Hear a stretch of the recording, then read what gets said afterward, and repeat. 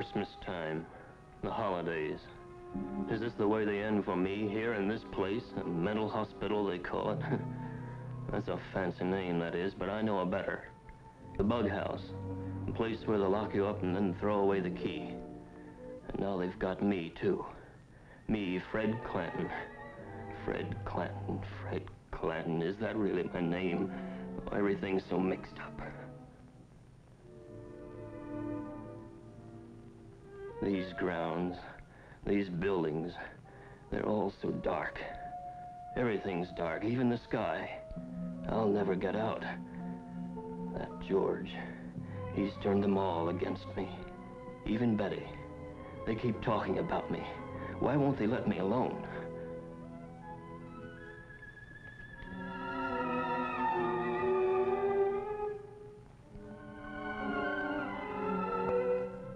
Oh, my God. Oh, no, don't let them take me in there. I'll never get out. Oh, God, what will happen to me now?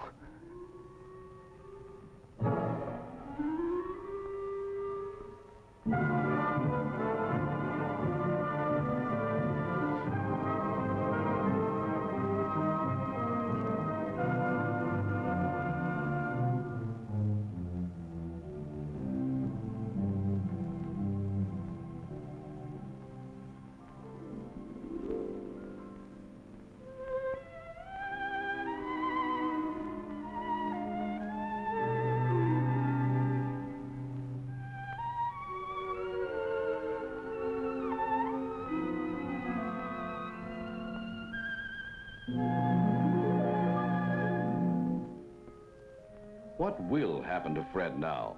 What happens to all of them? The men and women from every walk of life who each year pass through doors like this, into the mental hospitals of our land. Here, in the story of Fred Clanton and the typical Oklahoma State Hospital to which he came, the spotlight focuses on these people.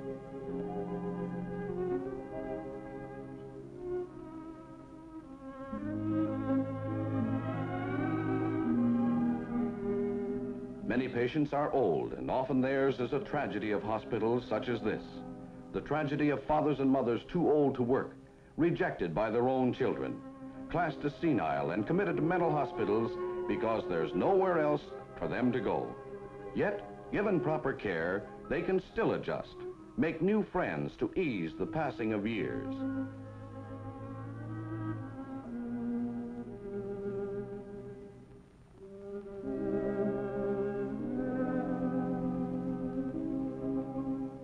Some patients are disturbed, unable to care for themselves in normal life situations.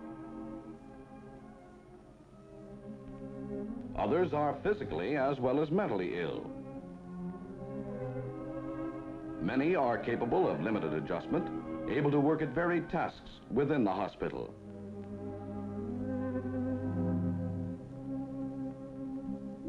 There's the veteran returned from years of service overseas. The farmer who had never set foot outside his home county till he came here. Deterioration, chronic conditions limit hope for some. Others may go home tomorrow.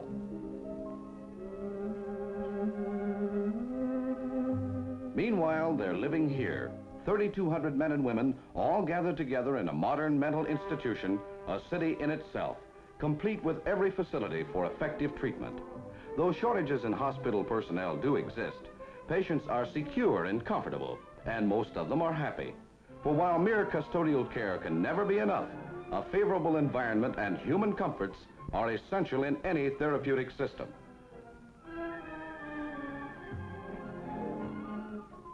For most, meals are served cafeteria style. Food is plentiful and good, an investment in patient health. Just baking the bread for 3,000 people is a man-sized job. Above all, though, these kitchen chores offer patients work, the therapy of busy hands. The laundry, more chances for patients to focus on specific realities outside themselves. First step along the road that leads to recovery and release.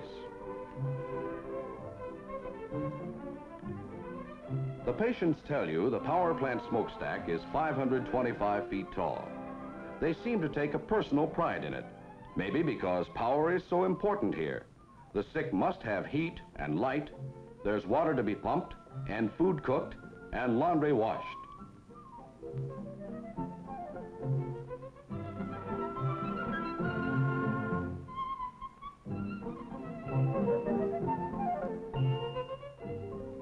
Patients must be housed, and today's new hospital buildings center on human needs and comfort. Whether they provide living quarters or treatment facilities, whether they're for convalescents, older people, the tubercular, veterans, or occupational therapy, these modern structures are part of a long-range integrated plan to improve conditions for all who live within these grounds.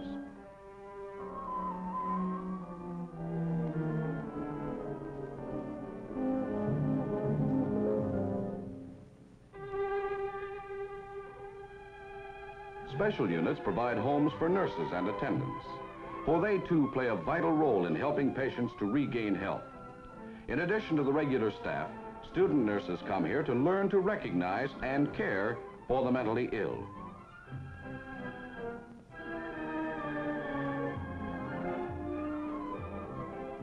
There are lakes for fishing. The hospital farm cuts operating costs, provides fresh truck and dairy products, and the familiar scenes, the work, help make patients from rural areas feel at home.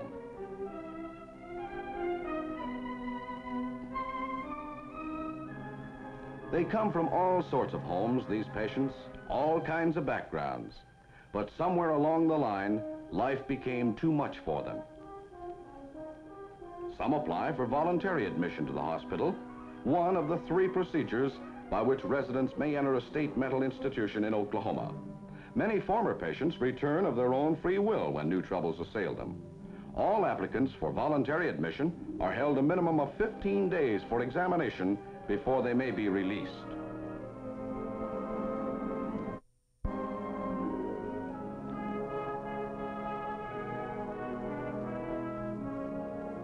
Other patients are certified for admission by 2 competent medical examiners.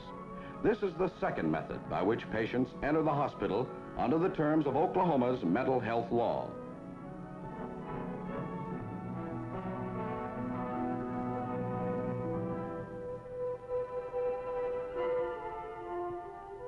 The majority, however, come by court order, committed either by a judge or a 6-man jury.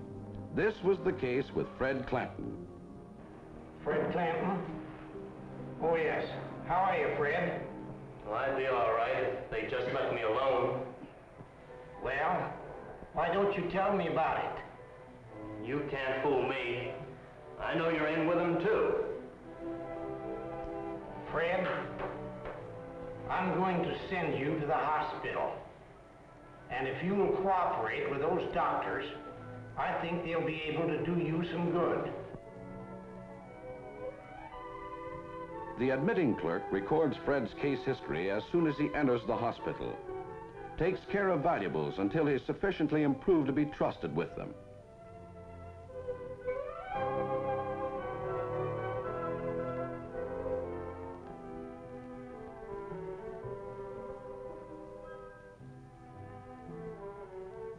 Escorted to the receiving ward by an attendant, he's bathed and outfitted.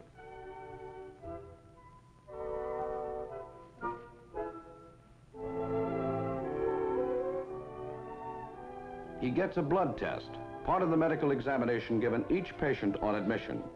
There's a chest x-ray also, and a spinal fluid test.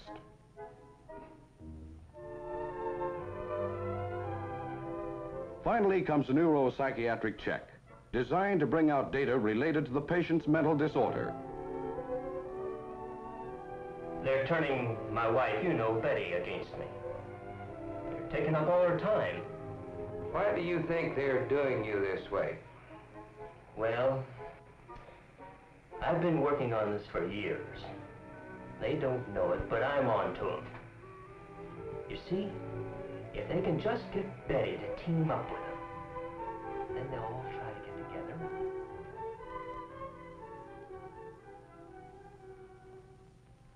A clinical psychologist gives Fred a variety of specialized tests in order to make possible a more accurate evaluation of his total personality.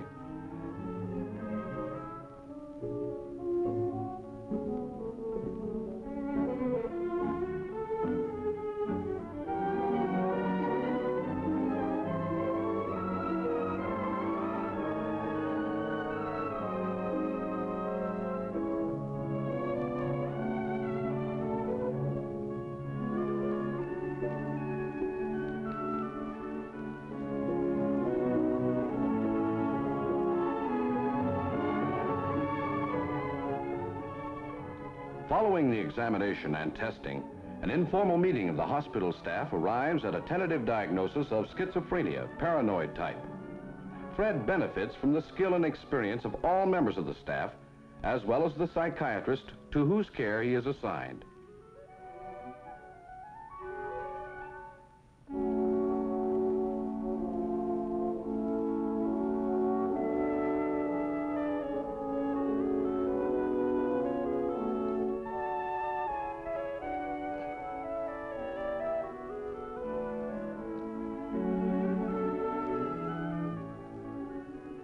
Diagnosis and staff approval completed, the patient is transferred to a treatment ward for therapy.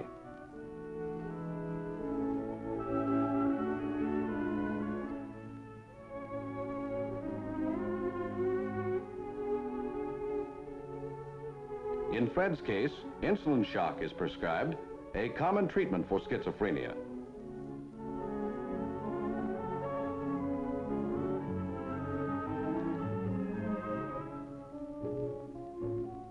Electroshock therapy may be recommended for other disorders.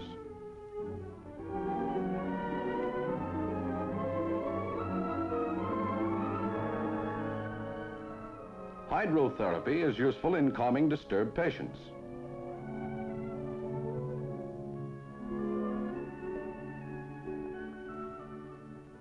So are sedative packs.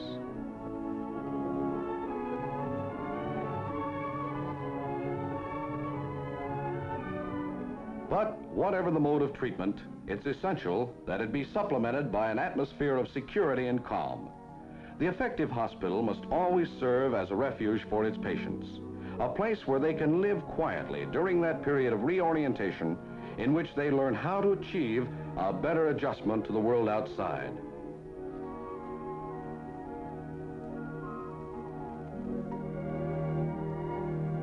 Degree of adjustment, the level of orientation, varies sharply from patient to patient. Some show a complete loss of contact with reality, dark shadows across disordered minds.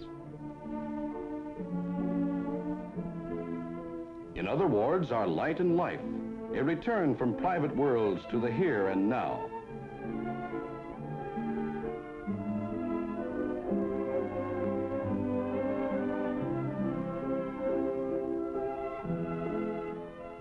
As patients improve, they are moved to wards in keeping with their condition. They're given the opportunity for contact with others who are also getting better, shown that their status as individuals is recognized, that no matter what their problem, there still is hope.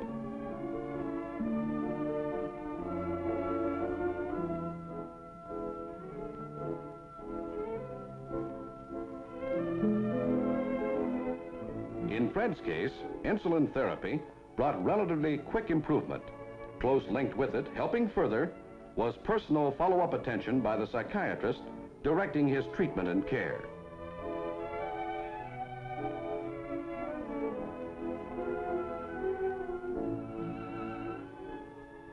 Occupational therapy, reinforced shock treatment, helped Fred to draw away from his feelings of antagonism and suspicion and move closer to reality.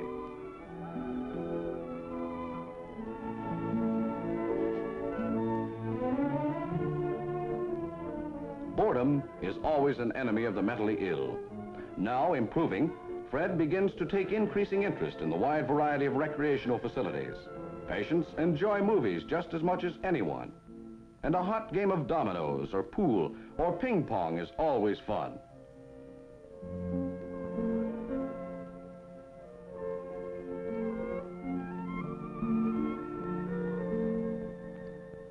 The sewing room's popular, and a permanent wave may serve as a milestone of self-respect for many women in spite of the bubble gum.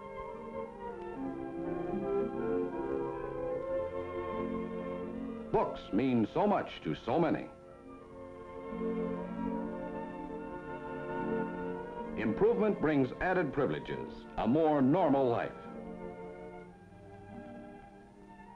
What could be better than an afternoon softball game?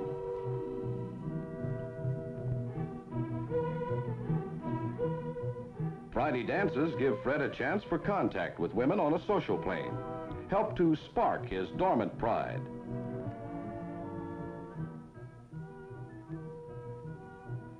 Religious services in the chapel offer inspiration. Then there's the happy day when Fred is granted grounds privileges. Fine, Doctor. As a matter of fact, I feel like going back to work. Well, you'll have to stay around the hospital for a few days. Maybe we can find you something to do here. Oh. How would you like to help us out around the hospital here? I don't know whether there's much I can do or not. We have quite a few jobs that you might do. For example, you might work up at the dairy, you might help out in the garden, or you might work over in the cafeteria, or we might even be able to get you on the ground crew. Ground crew? Yes, sir. I'd like that a lot, I really would. Well, that's swell. You just report out there in the morning and everything will be all right. In the morning? Yes, sir. What a difference it makes. At last, Fred can be outside once more, working, enjoying the sun and the seasons. There are the days when visitors come, the chance to talk again with Betty, and George comes too. And now, somehow, he doesn't seem quite as bad as he did before.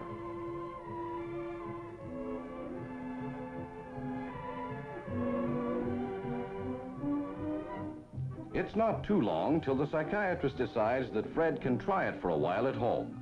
He talks with Betty and with George, helps them to understand that they too have vital roles to play in aiding Fred to adjust successfully to the world outside.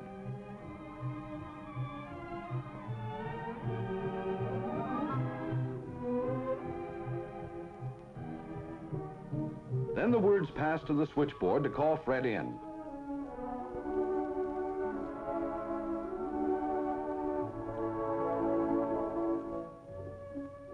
How well he looks.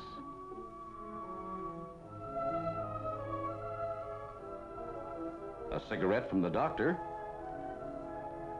And Fred's hand is steady.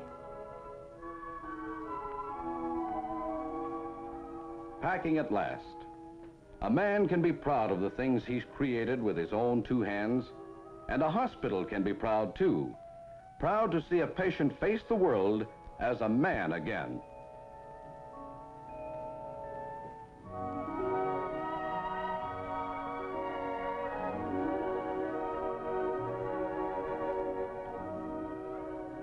So this is it.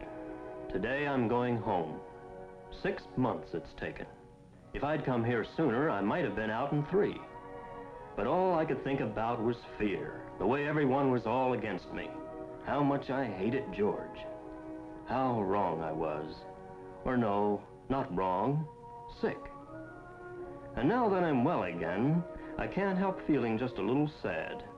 The way you always do when you leave a place where you've lived, learned, and grown. But I am well, and I know it. I'm able to face the world again. My own hometown. I suppose there'll be some folks who'll stare and talk and sneer. But no matter what they say or do, one thing I know. These people here, this place and time, have given my life back to me.